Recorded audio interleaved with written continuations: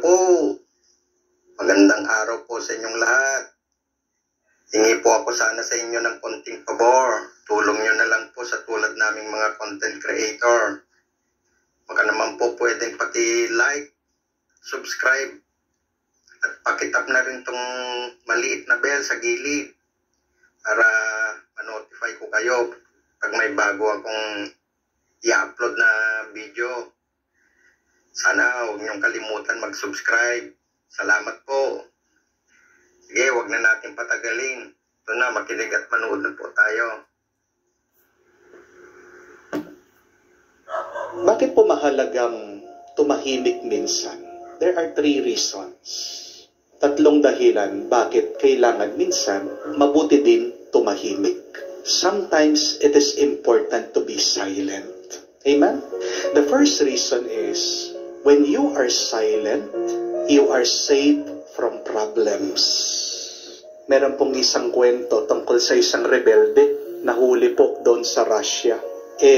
Ang parusa sa kanya, bitay. He was to be hung, bigti. Pagdala po doon sa saan siya papatayin, tinali na yung lubid sa kanyang leeg, tinapon na siya. Pero nangyari, habang siya daw po ay nakabitin, bigla-bigla naputol yung lubid, nahulog siya, buhay pa. At sabi ng mga tao, it is a sign from God that this person should not be killed. Ito ay sinyalis, ito ay tanda galing sa Diyos. Ibig sabihin, hindi pa talaga oras para siya ay mamatay. At pinardon siya ng pong hari. Kaya lang, ito pong rebelde, nung siya ay inaalis na, nung siya ay dinadala na sa selda, papakulong na lang, napakayabang daw po. Nagsalita, sabi niya, ganito ba sa Russia, pati yung lubid, walang kwenta, sabi niya. Nakarating sa hari, nagalit ng hari. Anong sabi ng hari? Ganon, bukas, ulitin niyo, bigting niyo ulit, sabi. Patay. Ano naging problema? Yung bunganga niya, yung bibig niya, yung pagsasalita niya. Kung tumahimik lang siya, de sana ligtas siya, de sana buhay pa siya. How many times in our life, because of our speech, because of our talking, we get into trouble? We experience it a lot. At pinapaalala ito ng libro ng Proverbs. Sabi po niya, whoever keeps his mouth silent, whoever keeps his tongue, keeps himself out of trouble. Ano yung alam nating kasabihan? Less talk, less mistake. Pero hindi pa natin natutunan yan. Amen? Marami sa atin, maiingay, talkative. Pero tingnan niyo po, anong pinagmumulan ng away? Yung salita. Kasi yung salita na ipabasa-basa. At pag napasa yan, nag-iiba ng kahulugan, nag-iiba ng pagkakaintindi. Kaya nga, mahalaga minsan, tumahimik ka na lang para ligtas ka, para walang problema. Amen? The second is, when you are silent, you are powerful. When you are silent, you are wise. When you are silent, you are strong. Pansinin niyo po, kamukha ikaw ay nakasakay sa bus, sa jeep. Merong maingay, nagwawala, nakikiaway. Anong reaksyon ng mga tao? Ay, bakit ganyan naman siya? Parang walang pinag-aralan. See, pag maingay ka, anong ibig sabihin? Wala kang kontrol sa sarili mo. Ang mga tahimik, disiplinado. May kontrol sa kanilang sarili. Mahihina yung mga maiingay. At tandaan niyo po ito, pag nag-iingay ka, meron kang nasasabi na hindi mo naman dapat sabihin. Pag nalaman ng ibang tao yan, gagamitin pa nila laban sa iyo. Amen? Kaya nga, sabi nila, pag meron kang plano, pag meron kang pangarap, wag mo sasabihin kahit kanino. Amen? Kasi pag nalaman ng ibang tao, anong nararamdaman nila? Naiinggit. At pag merong inggit, may galit. At pag may galit, may paninira. Ano po ang sabi din ng Book of Proverbs? Napakaganda. Even a fool who keeps silent is considered wise. When he closes his lips, he is deemed intelligent. Mas maganda yung tahimik ka na lang kasi gagalangin ka ng mga tao. Pero kung ang ingay-ingay mo, napakahirap galangin ng taong yon. Amen? Kung gusto mong maging mas malakas, kung gusto mong maging mas matalino, marunong, learn to keep your mouth shut. Learn to be silent. Dahil alam naman natin ang kasabihan, deep water is silent. Clear water runs deep. Yung malinis na tubig, malalim yan. Pero yung mababaw na tubig, maingay yan. Di po ba? Pag maingay ang isang tao, mababaw lang. Pero pag tahimik yan, anong ibig sabihin? Malalim mag-isip, maraming karunungan. Iyan yung malakas, may control sa kanyang sarili. But third and lastly, it is important to be silent sometimes. Why?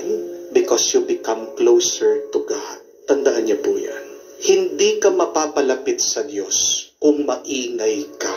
Ano ang sinasabi sa Biblia? Mababasa niyo po ito. In the book of Exodus, it is written, the Lord will fight for you. You only have to be silent. Paglalaban ka ng Diyos, tumahimik ka lang. At sabi pa sa Salmo, be still and know that I am your God. Hindi mo malalaman ng Diyos, nandyan pala sa tabi mo, kung maingay ka. Ano ang kasabihan? God speaks to us in silence. Nagsasalita ang Diyos sa atin sa pamamagitan ng katahimikan. Pero ang problema na napakarami sa atin, pag merong problema, ang iingay. Makikita mo yan, unang-una, pinopost sa social media. Amen? Pag merong problema, kinakalat, sinasabi sa mga kapitbahay. Yan ang mangyayari nun. Ikaw na lang pinagchichismisan. Amen?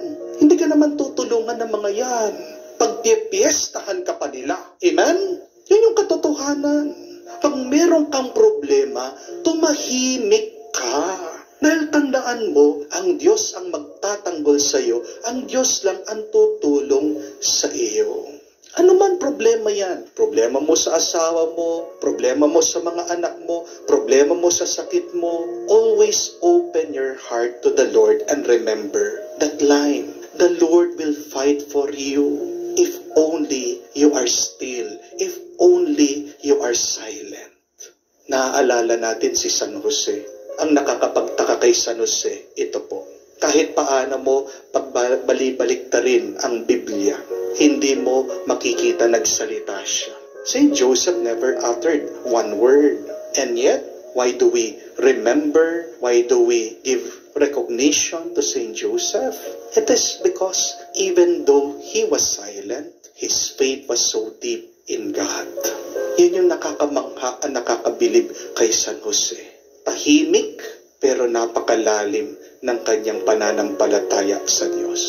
At ito pa, pansinin niya po itong detalyeng ito. Hindi siya nagsalita pero palaging nakikipagsalita, nakikipag-usap sa mga anghel. Tanungin ko po kayo, anong mas gusto niyo? Yung nakikipag-usap sa mga tao na minsan naninira sa inyo? O yung may nakakausap kang guardian angel na tumutulong sa inyo? Alam natin yung sagot dyan. Hindi po ba? Kaya nga, let us follow the example of Saint Joseph. Na pag meron kang problema, pag meron kang mabigat na pinagdadaanan, tumahimik ka lang at makipagsalita ka, makiusap ka sa Diyos sa pamamagitan ng mga anghel mo. Hindi ka niya pababayaan. Do not underestimate the power of silence. Amen? Minsan, yung mga totoong mayayaman, yung mga totoong makapangyarihan, hindi mo man mapapansin ang mga yan. Amen? Hindi halata. Pero tingnan mo, yung mga nagsusuot ng mga mamahalin na damit, yung mga nagsusuot ng alahas, na mga magagandang hikaw, nagme-makeup, nakala mo mukha ng clown, no? Hindi talaga totoong mayaman ng mga yan. Hindi talaga totoong makapangyarihan. Amen? Kasi pakitang tao lang. Ang totoong kayamanan, ang totoong kapangyarihan, madalas nakatago, madalas tahimik. Do not underestimate the power of silence. May kapangyarihan sa pagiging tahimik. salamat sa iyo kapatid at pagpalain ka ng Panginoong Hesus at tinapos mo pakinggan itong mabuting aral sa araw na ito. Sana nihiling ko huwag mong kalimutan mag-subscribe sa channel na ito upang sa ganon ay may palaganap din natin sa ating kapwa.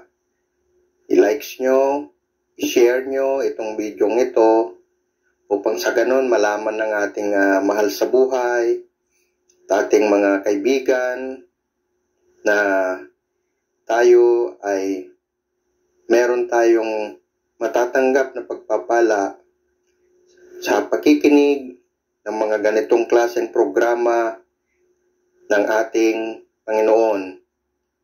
Muli, ako'y nagpapasalamat sa iyo sa walang sawang pakikinig. Pagpalain ka ng Diyos and God bless you, kapatid.